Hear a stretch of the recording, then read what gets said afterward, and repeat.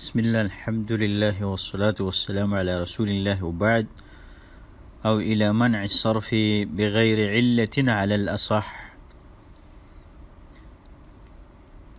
دا اوس بل ذکر کوي مصنف دغه د قلب مکانی ځای ذکر کېده، نو دا بل ځای دی او عاطفه دی. إلى منع الصرف دا عتب دی، إلى همزتين باندې دا عتب شو. نغلان دي د اداء ترکیه نه وغلان دي به د يعرف القلب نه، نو پوره عبارت ترتیب دا شو. ويعرف القلب بأداء ترکیه إلى منع الصرف، مطلب دا شو چې پیجندلې بشي قلب په یو کلمه کې پر رسولو د ترک باندې د قلب، پر رسولو د ترک د قلب إلى منع الصرف، عدم انصراف ته. بغیر عله مطلب څه شو؟ بغیر د علت نه. معنی دا ده چې قلب مکانی ونه مني، نو یو کلمه ده چې په کلام د عربو کې دا غیر منصرف مستعملیږي او سبب د غیر انصراف پکې راشي، نو د یو سبب نه یو ټکی نشي د غیر منصرف ګرځېدلی، او په دې کې د غیر منصرف یو سبب راشي، نو غیر منصرف دا خو غیر منصرف نشي ګرځېدلی بیا. نو غیر منصرف دا منصرف کول، غیر منصرف دا منصرف کول شي ضرورت په وخت کې، دا منصرف کول شي د ضرورت د پاره یا د ضرورت شعري د وجه نه یا نور اوجه د وجه نه. خو یو لفظ چې دی غیر منصرف بغیر د دوو سببونو نشي جوړولی، یو د سبب چې هغه قایم مقام د دوه سببونه، یا قایم مقام د دوه سببونه، نو د دوه سببونه بغیر یو لفظ چې دی غیر منصرف نشي کېدلی. نو عبارت تراشه ويعرف القلب، پیجندلی بشي قلب پر رسولو د منع صرف بې د علتنا، پر رسولو د منع صرف ته بې د علتنا. کلمه بغیر منصرفی، دلته ګوره یو کلمه راله دا بغیر منصرفی او علت به پکې نه، ځکه تا په دې کې قلب نه معتبر کړی، قلب به دې په دې کې نه معتبر کړی. قلب دې پکې معتبر کو، نو دا کلمه به غیر منصرف به مستعمل شي او سبب به پکې موجود شي. لکه مثال دې مثال اشیاء، مصنف سویلی دی، مصنف دا خبره کړې ده نحو اشیاء، اشیاء اشیاء دا لفظ راوړی دی.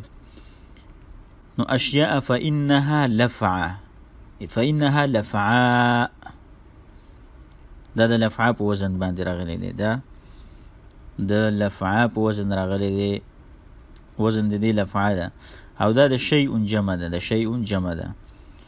نو دا تا ته پته ده چې دا شیء کې دا شین د فا کلمه ده، او دا یا چې کومه ده دا د عین کلمه ده، او دا حمزه د لام کلمه ده. اوس د شیء جمع چې کما مستعملیږي، نو هغه اشیاء مستعملیږي، او دا غیر منصرف مستعملیږي په کلام د عربو کې.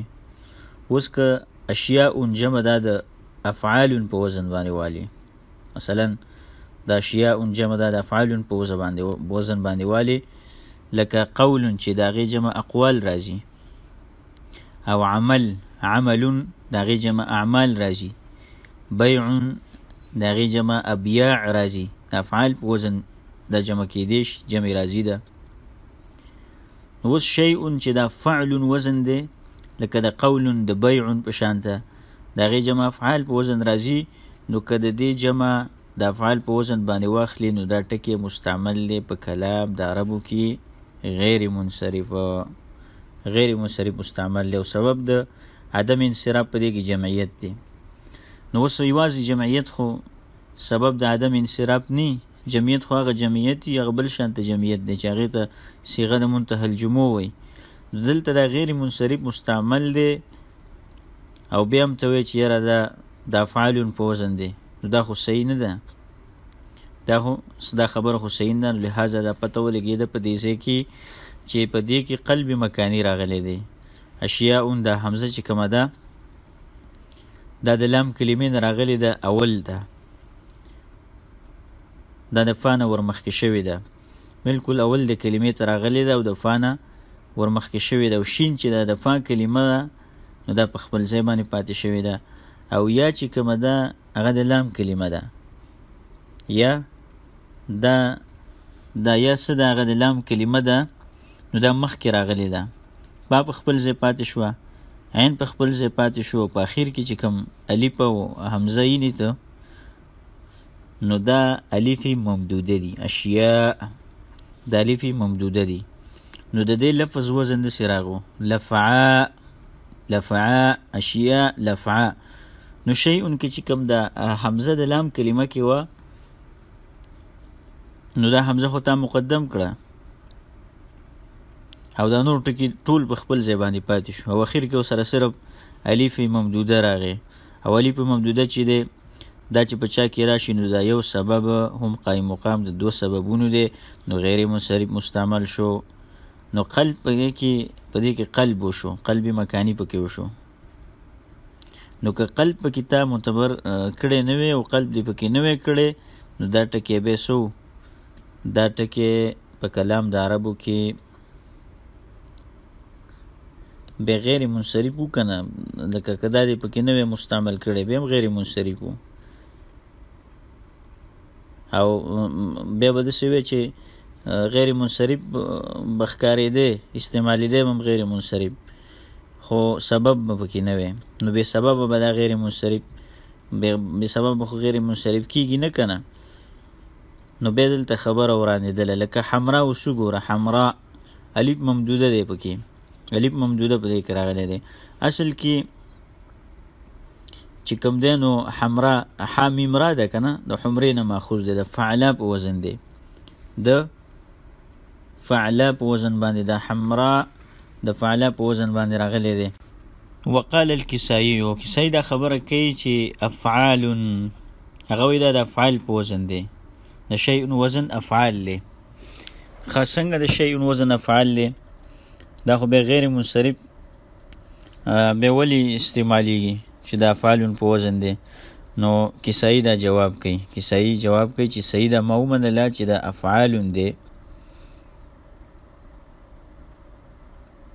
نو غیر منصرف دا ولی مستعمل دی.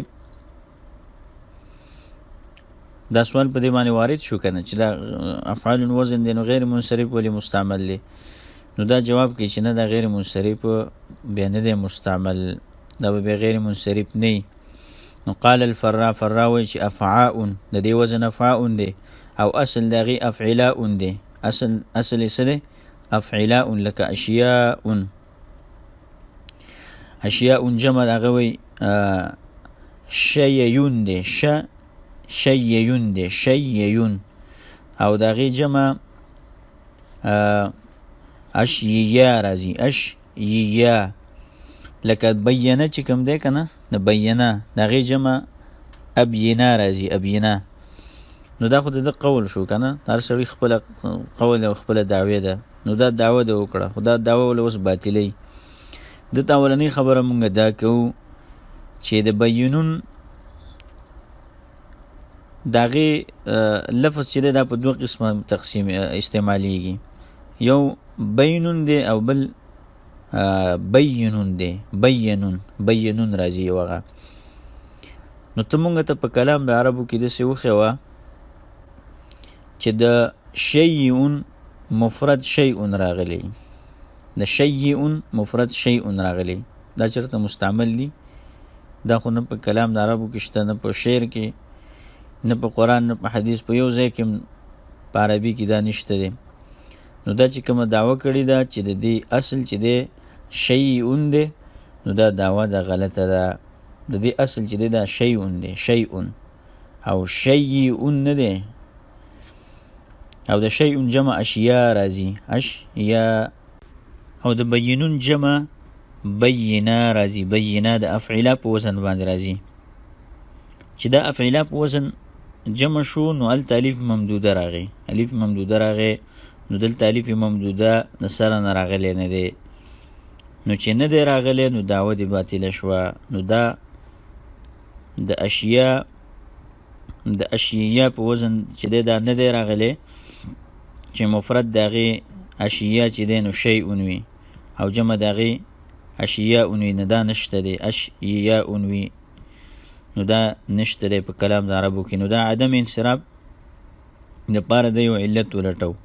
نو لهذا غوره قول د جمهور قول دی چې په هغې کې دا خبره کړې ده چې دا اصل قلب کې چې دی که نه قلب مکانی په دې ځای کې راغلی دی. اصل په دې کې قلب مکانی راغلی دی او د قلب مکانی کار دا دی چې دا لفظ به غیر منصرف کو، دا لفظ به غیر منصرف کو. نو دلته د دې ځای نه پته ولګېده چې دلته قلب راغلی دی. وکذلک الحذف او دارنګه حذف دی. دې ځای نه وروسته بله خبره ذکر کېږي، په روان درس کې شرح کوو انشاءالله. وصلی اللهم علی نبینا محمد.